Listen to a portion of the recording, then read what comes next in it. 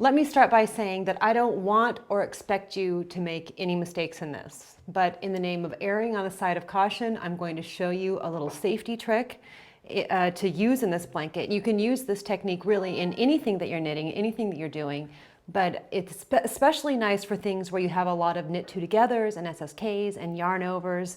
The pattern is simple enough, but even in the last video, you saw that I got distracted and I ended up forgetting where I was. You know, it happens. And when I'm knitting something plain, something that doesn't have a lot of knit two togethers and yarn overs, if I see a mistake, I can just drop the stitch, use a crochet hook and put it back up there onto the needle once it's corrected. But you can't really do that with this because of the angles and like I said, all the different stitches. So I'm going to show you how to work a lifeline, which is a way of putting in a little safety net into all of your stitches. So if you do have to rip back, you can rip back to that point and all the stitches are held safely. The first thing we need is our trusty ball of extra sock yarn that I keep around for purposes just like this. Sock yarn is good because it's smooth and it's really fine and it fits in here with this work and it won't distract me at all. So let's take a look. I'm going to break off a piece of this sock yarn and thread it onto my tapestry needle.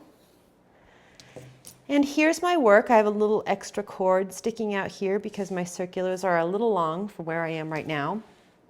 I'm going to slide the stitches onto the cord part of the circular just because that gives me a little more room.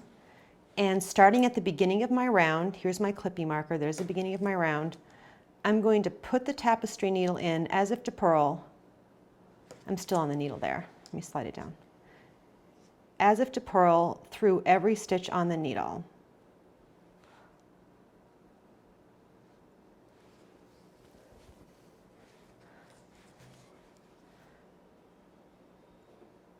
Now you don't have to watch me do this through all of them, but I do want to show you when you get up to the stitch marker.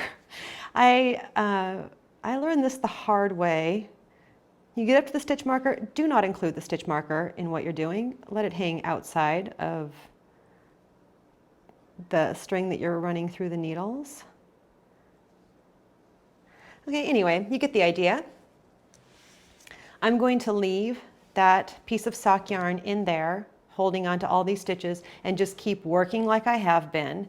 And then just in case, from this point on, if I see a mistake somewhere, I can safely rip out my needles and tear out all the stitches back to this lifeline, and they're all held safely there. In fact, you can put in several lifelines. A lot of students that I have here in Texas swear by this technique, and they put lifelines in every 10 rows or something just in case. It gives them the extra confidence they need to keep moving forward without worrying about any mistakes they might make. Next up, I'm going to show you how to work the edging on the blanket.